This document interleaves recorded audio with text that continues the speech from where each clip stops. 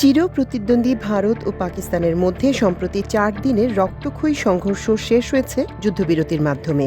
দুদেশই নিজেদের জয়ী দাবি করলেও পর্যবেক্ষক ও বিশ্লেষকরা বলছেন এই সংঘর্ষের প্রকৃত বিজয়ী চীন, অন্তত তার প্রতিরক্ষা শিল্প খাতের দৃষ্টিকোণ থেকে।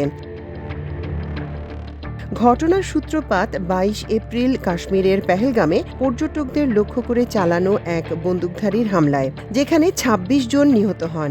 দিল্লি এই হামলার জন্য পাকিস্তান ভিত্তিক জঙ্গি সংগঠনকে দায়ী করে। বিবিসি তার এক প্রতিবেদনে জানায়, এর পাল্টা জবাবে ৭ মে ভারত অপারেশন সিন্দুর নামে পাকিস্তান নিয়ন্ত্রিত কাশ্মীর ও পাকিস্তানের অভ্যন্তরে সন্ত্রাসী অবকাঠামোতে হামলা চালায়।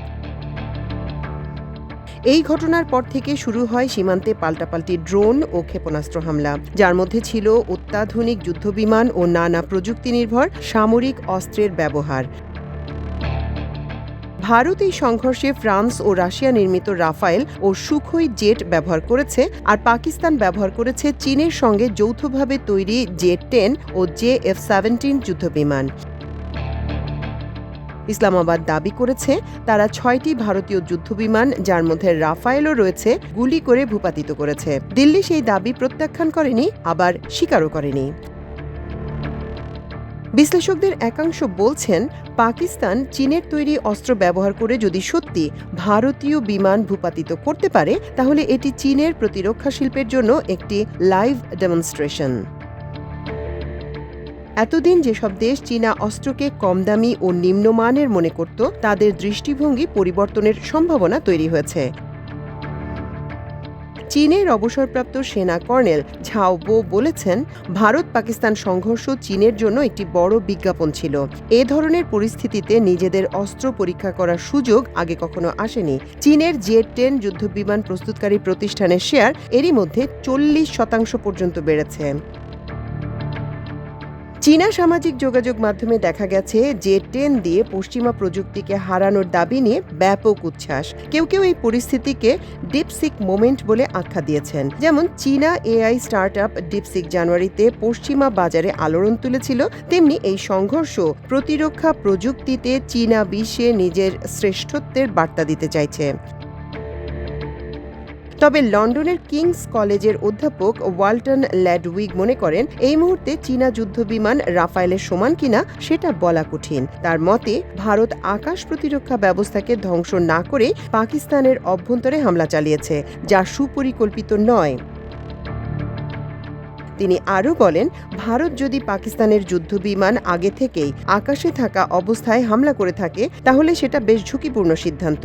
কিন্তু ভারত তার প্রচলিত সামরিক পদ্ধতি অনুসরণ করে স্ট্রাইক করেছে এবং অনেক স্পর্শকাতর লক্ষ্যবস্তুতে আঘাত হেনেছে। দিল্লি দাবি করেছে তারা পাকিস্তানের অন্তত 11টি সামরিক বিমান ঘাঁটিতে আঘাত হেনেছে, যার মধ্যে রয়েছে রাওয়ালপিন্ডির নিকটে নূর খান বিমান ঘাঁটি।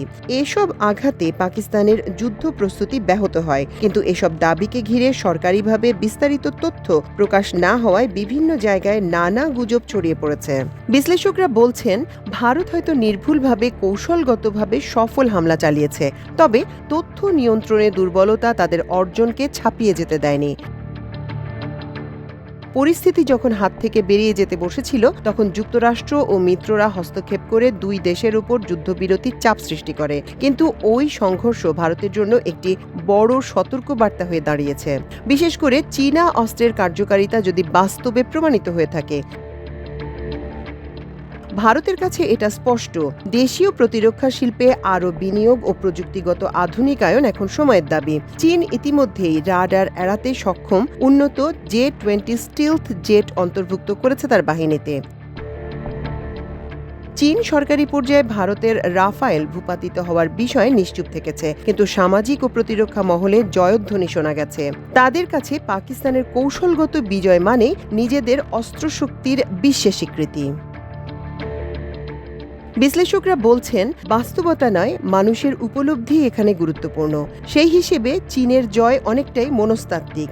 এই সংঘর্ষ একদিকে যেমন দক্ষিণ এশিয়ার নিরাপত্তা উদ্বেগ বাড়িয়েছে, তেমনি নতুন করে প্রশ্ন তুলেছে, ভবিষ্যতের যুদ্ধ কি শুধুই দুই দেশের মধ্যে হবে, নাকি আর এক অদৃশ্য শক্তি তার ছায়া বিস্তার করবে?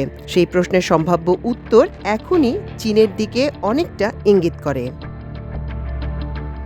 মাল্টিমিডিয়া ডেস্ক, আমার দেশ।